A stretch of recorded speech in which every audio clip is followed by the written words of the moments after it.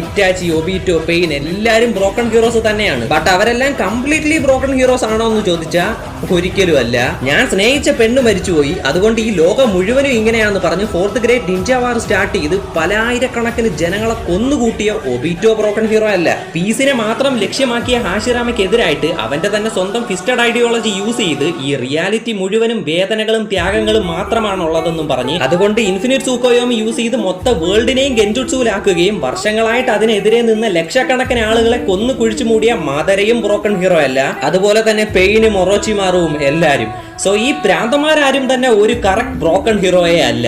എന്റെ അഭിപ്രായത്തിൽ broken hero എന്ന് പറയുന്ന പദത്തിന് ഏറ്റവും നല്ല എക്സാമ്പിൾ ആണ് നറൂട്ടോ ഉസുമാക്കി. ജനിച്ചപ്പോ തന്നെ അച്ഛനെ നഷ്ടപ്പെട്ട്, അമ്മയെ നഷ്ടപ്പെട്ട്, ഗ്രാൻഡ് ഫാദറിന്റെ സ്ഥാനത്തുണ്ടായിരുന്ന സെൻസയെ നഷ്ടപ്പെട്ട്, കമ്പാനിയനായിട്ട് ഉണ്ടായിരുന്ന കുറാമയെ നഷ്ടപ്പെട്ട്, സകലരും ലീഫ് വില്ലേജിന്റെ ശാപമെന്നും മോൺസ്റ്റർ എന്നും പറഞ്ഞ് മുദ്രകുത്തി ആക്ഷേപിച്ച് വിട്ടിട്ടും അവസാനം വരെ മറ്റുള്ളവർക്ക് വേണ്ടി, നല്ലതിന് വേണ്ടി ഫൈറ്റ് ചെയ്യുന്നില്ലേ, അവനാടാ യഥാർത്ഥ ബ്രോക്കൺ ഹീറോ.